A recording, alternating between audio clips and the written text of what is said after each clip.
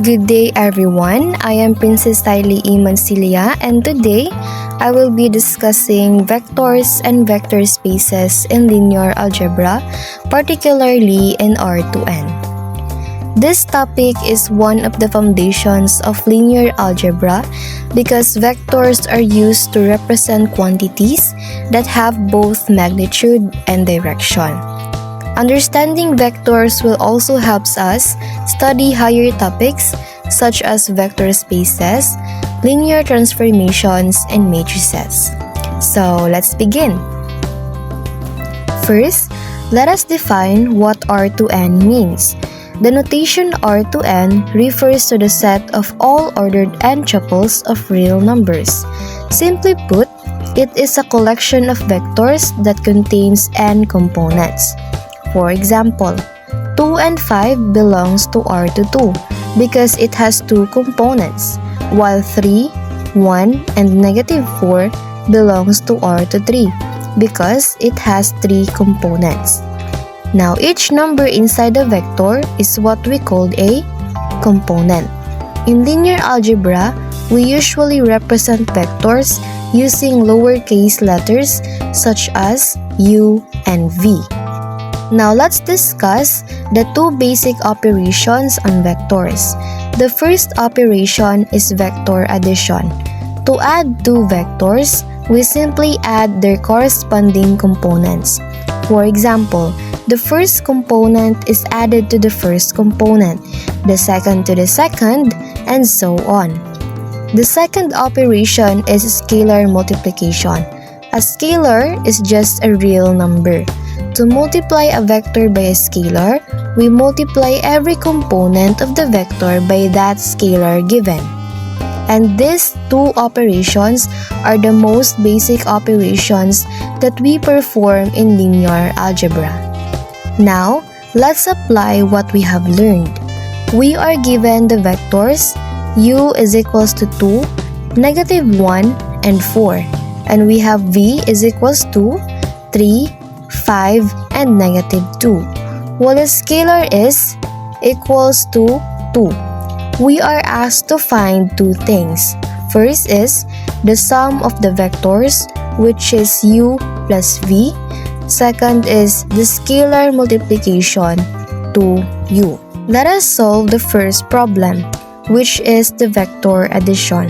We use the formula u plus v is equals to u sub 1 plus v sub 1 and u sub 2 plus v sub 2 and u sub 3 plus v sub 3. Now we substitute the given vectors. We have 2, negative 1, and 4 plus 3, 5, and negative 2. Next, we add each corresponding component. 2 plus 3 is equals to 5 and negative 1 plus 5 is equals to 4.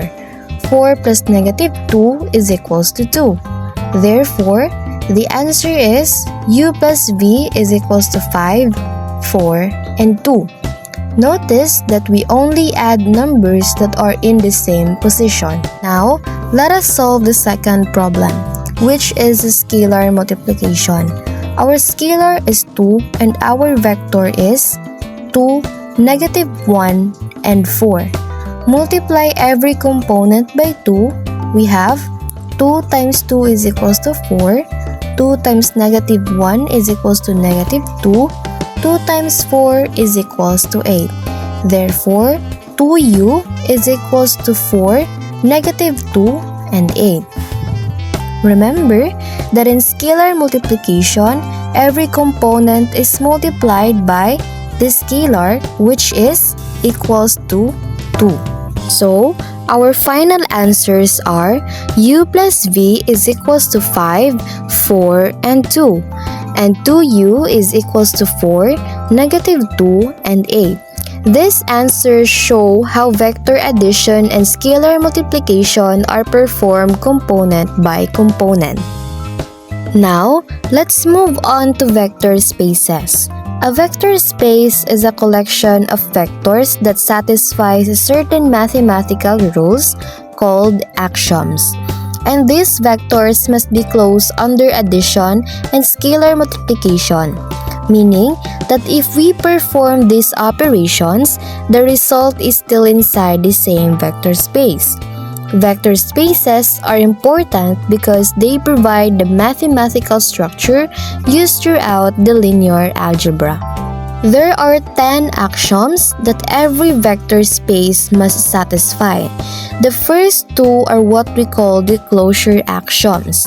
This states that adding two vectors or multiplying a vector by a scalar will always produce another vector in the same space.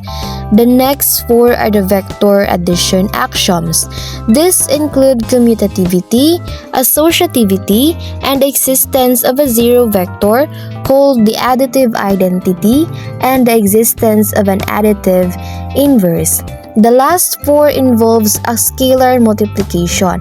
This includes distributive properties, associativity of a scalar multiplication, and scalar identity, which tells us that multiplying a vector by 1 leaves it unchanged. These axioms ensure that vectors behave consistently in every vector space. From these axioms, we can derive several useful theorems. For example, 0 times any vector equals the 0 vector. Any scalar multiplied by the 0 vector is still the 0 vector. And negative 1 times a vector gives its opposite or additive inverse. Lastly, if the product of a scalar and a vector is equals to 0 vector, then either the scalar is 0 or the vector itself is the 0 vector. These properties are frequently used when solving linear algebra problems. Now, let's see an example that demonstrates the commutativity axiom of vector addition. We are given the vectors u is equals to 2 and 5 and v is equals to negative 1 and 4. Our objective is to show that the commutativity axiom holds. The commutativity axiom states that changing the order of addition does not change the result. In other words, u plus v is equals to v plus u. Now let's verify this. First, we have to find u plus v. So we add the corresponding components. The first component is 2 plus negative 1, which is equals to 1. The second component is 5 plus 4, which equals to 9. So u plus v is equals to 1 and 9. Next, let us try to find v plus u. Again, we add the corresponding components. Negative 1 plus 2 is equals to 1, and 4 plus 5 is equals to 9. Therefore, v plus u is equals to 1 and 9. Since both u plus v and v plus u are equals to 1 and 9, we can conclude that u plus v is equals to v plus u. Therefore, the commutativity axiom is satisfied. This example shows that the order of adding vectors does not affect the final answer. Now let's look at another example involving the closure under scalar multiplication axiom.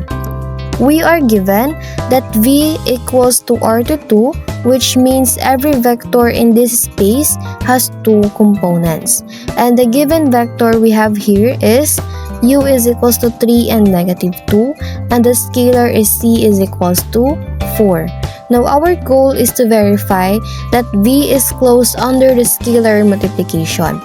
The closure under scalar multiplication axiom states that when a vector in a vector space is multiplied by any scalar, the result must still belong to the same vector space. Now let's try to solve it. We multiply the scalar 4 by every component of the vector. 4 times 3 is equals to 12, and 4 times negative 2 is equals to negative 8. Therefore, cu is equals to 12 and negative 8. Now let us check if this result still belongs to R to 2. The vector 12 and negative 8 has two components, so it is still an element of R to 2. Since the result remains inside the same vector space, we can conclude that R to 2 is closed under a scalar multiplication. Therefore, the closure under scalar multiplication axiom is satisfied. This example proves that multiplying a vector by any real number still produces another vector within the same vector space. And that concludes my presentation on vectors and vector spaces in linear algebra. To summarize, we learned what vectors are, how to perform vector addition and scalar multiplication, what a vector space is, the 10 axioms that defines it, and as well as some important theorems derived from those axioms. Thank you very much for listening. I hope that you've learned something, and see you to our next topic.